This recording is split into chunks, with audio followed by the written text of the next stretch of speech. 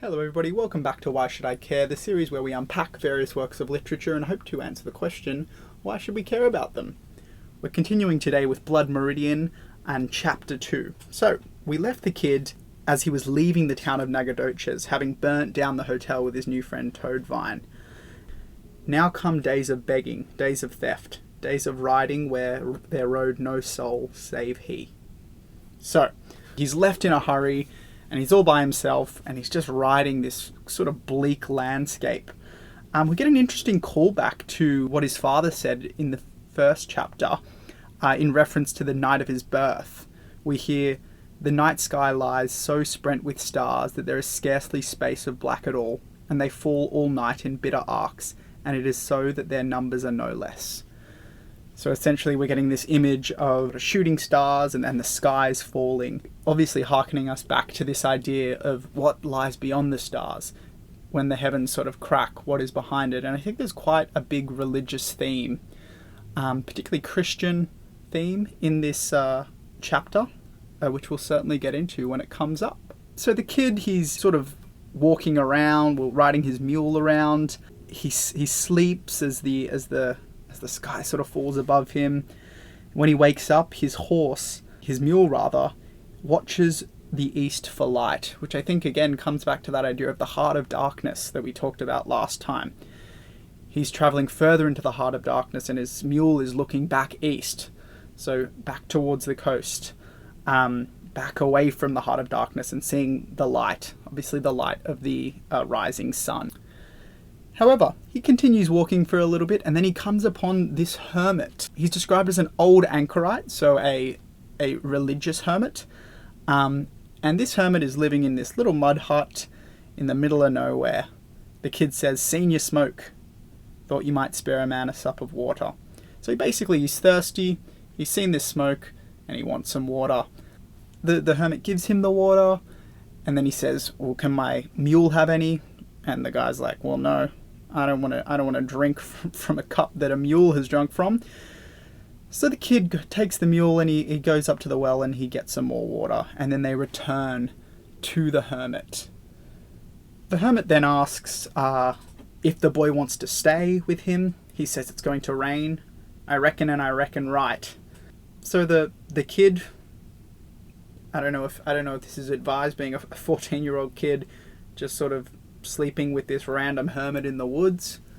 I don't know if that's advisable, and I think that's going to be proven a little bit later in the chapter. But essentially he says, yes, I'll sleep with you tonight. He's got a fire, he's got a little hut, he can stay out of the rain. He then continues to talk to the hermit. "I take it ye lost your way," said the hermit. Which is, super interesting in the sense that obviously the hermit's talking about, well, are you lost? You don't know where you are geographically, but I think it's also relevant to the kid in the sense that he's lost his way spiritually. He's sort of wandering. He doesn't know what to do. He doesn't really have any clear goals. He's just sort of living, The hermit then asks, "Was there a sandstorm? Did ye drift the road in the night? Did thieves beset ya?"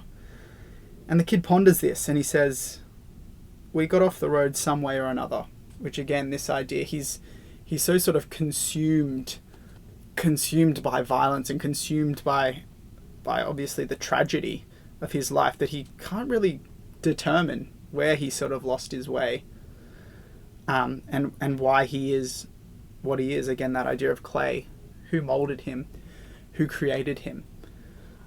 We then learn that the hermit was a slaver in Mississippi, but he said he stopped doing that because he got sick of it. And then we get this very sort of disturbing passage where the hermit says, "Oh, do you want to? I've got something to show you," and he pulls out a heart, some man's heart, dried and blackened. He passed it back, and the old man cradled it in his palm as if he weighed it. Obviously, a reference there to, I believe, the Egyptian idea that you sort of weigh the heart versus a feather, and if the heart weighs more than the feather, then I guess you go to hell. Again, with these sort of religious judgment themes. But yeah, we essentially learn that this is the heart of a slave that was purchased for $200 by the hermit. Now, why is the heart outside of this slave's body? I imagine maybe he died, maybe he was killed by the hermit before, obviously, the hermit removed the heart from this deceased slave, which is extremely bleak and really does paint a picture of this hermit and who he is. We also get this sense that obviously this is a time of slavery. This is a time where African Americans were extremely dehumanized. He says that thing cost me $200, for that was the price they put on the black son of a bitch it hung inside of. So it's obvious that to this hermit, this was not a person, and he's sort of kept this almost trophy from his time as a slaver, which is sort of deplorable. Again, what makes man? Is it the world, or is it him? And we get into this in the next passage here. Obviously, the hermit is a sort of religious figure, and he begins to talk about God. He says, "The way of the transgressor is hard, but where does a man come by his notions?" Again, asking this question, what makes man? We get a lot of this in this book, so we should probably get used to it. And again, sort of like last chapter, we're getting different perspectives from different characters about maybe what they believe. But yeah, this idea, but where does a man come by his notions? And then the hermit continues. So he begins to talk about his understanding of this idea. A man's at odds to know his mind, because his mind is aught he has to know it with. Essentially saying, how can we understand the world and ourselves when we can only perceive things through our own biased perspective? How can we understand our mind when our only reference point is our mind? He says essentially that it's not possible. He does, however, say that man can know his heart, but he don't want to. Rightly so, best not look in there. It ain't the heart of a creature that is bound in the way that God has set for it. Essentially saying that the human heart, people's hearts, have become corrupted from maybe this idyllic image that was created by God. He says, when God made man, the devil was at his elbow, implying again this idea of corruption, the corrupted human heart. He then goes into this sort of really interesting and sort of relevant phrase, a creature that can do anything, make a machine, and a machine to make a machine, an evil that can run itself 1,000 years, no need to tend it. You believe that? So obviously some sort of relevance today with this idea of AI, this machine that man's created that can sort of run itself and perpetuate itself. And then you have this idea of like a modern corporation, which is sort of upheld and founded on exploitation. And this is obviously a time with a lot of exploitation. So this is sort of where that stems from. The idea that the dehumanization and the distancing of ourselves from other people means we can sort of make these machines that ultimately don't benefit everybody. Anyway, that's a little Marxist analysis. There's quite a bit of that in this book, particularly in relation to slavery and colonialism with the Native Americans. So basically, after this sort of theological discussion, the boy and the hermit, they go to bed. In the middle of the night, the kid wakes up to find the hermit sort of over him. He's sort of positioned himself over him. The kid asks, "What do you want?" And the hermit crawls away. And in the morning when he woke, the hut was empty and he got his things and left.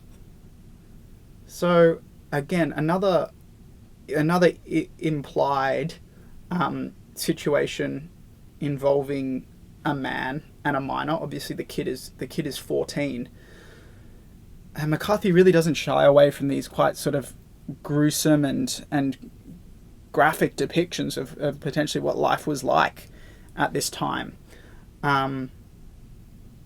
But the kid, he collects his things and he leaves. Now the hermit is an interesting character. He sort of comes in, gives some water, he helps the kid. And then he talks about his understanding of the world and why he thinks things are the way that they are. And then he seemingly attempts to sexually assault the kid. So this is truly a distraught situation and a difficult time to live, particularly as a kid and somebody who is vulnerable. So he continues his journey and he comes across a drove of cattle with some herders who are just coming from a place called Abilene, heading towards Louisiana. The kid sort of eats with them, he shares their fire, he tells them that his outfit was stole and that his knife is lost. The herders offer to sort of take him with them. They'd lost 2 men who had gone to this place called Bexar, which is ultimately where the kid ends up going. But he sleeps, and when he goes to leave in the morning, he finds a knife and some food that's been left on his mule. So these herders have hooked him up with some of the goods, which again, coming out of this sort of bleak depiction in relation to the hermit, to this sort of act of kindness, it really is. It really feels quite out of place for the kid to come upon a group and have them help him and ask really nothing in return. He then heads off towards Bexar, which is about a 4-day ride. And when he arrives, he takes his mule through the town and he goes to the bar, because that's the kid for you. He famously loves a drink. However, it's a little bit difficult for him to get a drink because nobody in the bar speaks English. It's obviously a majority Mexican town. So he goes in, he tries to speak to the barman, but the barman doesn't speak English, he doesn't understand. It's really interesting here how we get this dialogue between the kid and the barman, and obviously the kid speaking English and the barman is speaking Spanish, and Cormac McCarthy writes Spanish, and I do not understand Spanish, so it was sort of equally jarring for me to read this passage and have absolutely no idea what's going on and sort of become frustrated with the kid because it seems sort of so clear what he wants, but there's obviously this language barrier. Maybe he will opt for the universal language in a little bit if speaking doesn't get him what he wants. Anyway, he goes in and he says, "Oh, well, I can sweep for you," and this barman has absolutely no idea what he's saying, so he grabs a broom and he starts sweeping anyway. He sweeps the whole bar. But when he returns to the barman, he is ignored. He expected maybe that he would sweep and then get a drink, but the barman has ignored him. And at this point, the kid sort of realizes this is going nowhere. Again, like we said before, I'm going to start speaking the universal language that is violence. So he goes to threaten the barman. However, the barman pulls out a gun. And then funnily enough, the barman drops the gun and takes this bung starter, which is essentially a sort of a wooden club used on kegs to sort of open them up. And he goes at the kid. So he drops the gun and then takes this sort of melee weapon, which I think is a mistake and something that will likely cost him his life. So he moves towards the kid, but the kid sort of evades him, jumps over the bar and grabs 2 bottles of alcohol. The barman obviously is just so sick of this. The kid comes around the bar. He empties the gun so it can't be fired, but the barman doesn't know when to stop. So he tries to hit him again with this bung starter, this club. So the kid then strikes him with both of the bottles. We read, "Blood and liquor sprayed, and the man's knees buckled and his eyes rolled." So it's sort of tragic in a sense, obviously, for this kind of innocent barman who just didn't understand and then ended up getting killed. But the kid made an effort, you know. He sort of tried to resist this initial impulse to immediately resort to violence. And what did it get him? He achieved nothing. He swept. He was ignored. And ultimately, the way he got what he wanted was the way he's always got what he wanted, by inflicting violence and sort of asserting his will in that way. Having just destroyed the 2 bottles, the kid then grabs 2 more bottles and then he heads off. The man on the bench was gone too. The dog was gone. So basically this town is now sort of empty. And then I guess the kid goes to get fucked up. So he wakes up in this ruinous church and he realizes his mule's gone. So he walks through the church. He sees some squatters there. He sees some dead people propped up against the wall. And then we get this sort of religious idea again, because he's obviously in a church and he walks past this facade that bore an array of saints in their niches, and they had been shot up by American troops trying their rifles. And then he continues and he sees this carved stone of the Virgin Mary, and in her arms a headless child. So again, these sort of images of Christianity bastardized and destroyed. Ask the question, has God abandoned these people? Or maybe have these people abandoned God, just like the hermit? And his sort of act and attempted violation of the kid. Is it God who's abandoned them? Or is it they who have abandoned God? He continues out of the church to find his horse, and he comes across some black people, 3 black men, and he basically says, well, have you guys seen my mule? Cormac McCarthy's language here is quite interesting. He refers to these men as blacks, which obviously is not something that's super acceptable today. This novel was written in 1985, obviously, and I'm not best positioned to comment on these sort of racial aspects, but it's quite clear that it's done in a way where he seeks to ground us in this world.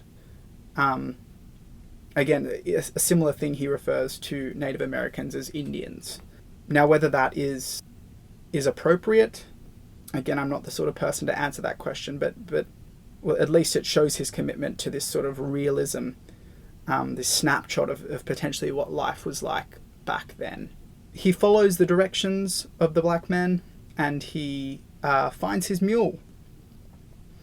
His mule is down by the river, getting a drink, a well-earned drink, I might add. What was it, 4 days? I don't know if the mule had any water in the 4 days where they travelled to this town, but it's now drinking. And then again, the final line of this chapter, in line with this sort of continued religious theme, then he waded out into the river like some holy wretched baptismal candidate.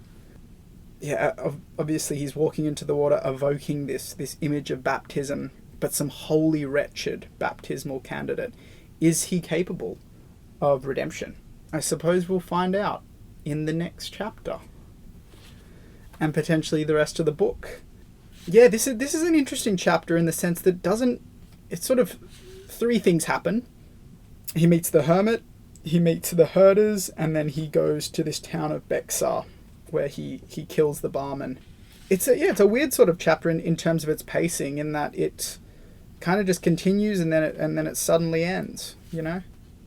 Obviously there's this continued religious theme first introduced by the hermit, this sort of destitute, maybe sort of disenfranchised religious figure who at first helps the boy, but then essentially says that man is sort of doomed. Again, God made man. When God made man, the devil was at his elbow, suggesting that man's heart is corrupted or decayed.